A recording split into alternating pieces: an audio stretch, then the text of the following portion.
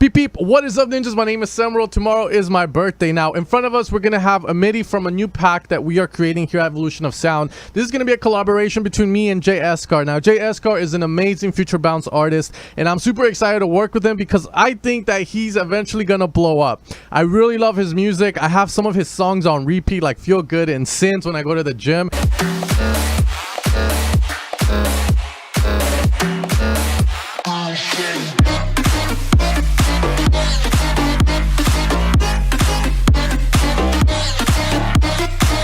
So of course, you know, I'm excited to work with this guy. So this is one of the project files that he made, and we're going to talk a little bit about how to get these type of bass lines that he's using, because I think that's one of the main reasons why I really love his music. It's his bass lines are just crazy good. So here we have this kind of preview of an FLP.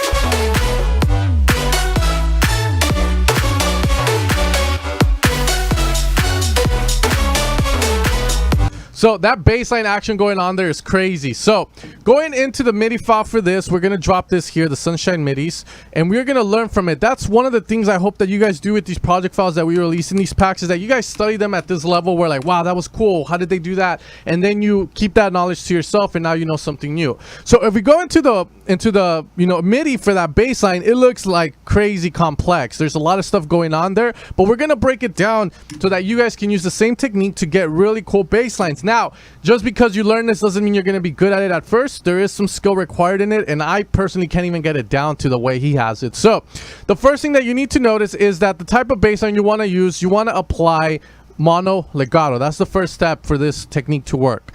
Next thing is you're going to set a porta time, and there you can get a little bit creative yourself. The higher the portamento time, the longer it takes for the notes to slide between each other. Now if we go and study that bass line that we have here, you're going to notice that, you know, it's very simple if you simplify it down. So pretty much the thing and the secret here is going to be these kind of jump notes that you see kind of crossing each other, because if you have two MIDI notes that cross each other, as you guys can see here, and you have the first one playing an octave higher and then the second one is after that, then you're telling Serum that we want that note to slide bam. It's kind of like a pitch bend in a way, but I like the way it sounds like better, because in all honesty, this is just this, which a lot of people have, and it sounds cool, but let's face it, this sounds a lot more complex and a lot more interesting. So with that being said, that you guys can see that. Now there's another cool technique here. He does this a lot to add movement to his bass lines, because, you know, if we have the standard bass line here, we get rid of, you know, move these down, move this down, and, you know, move this down here.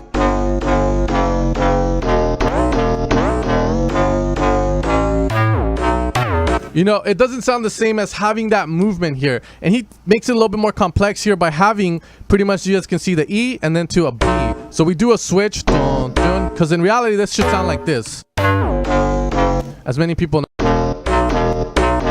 So that doesn't sound as interesting. Now, the next thing I want to show you guys is this. Why are we jumping from an E to a B here?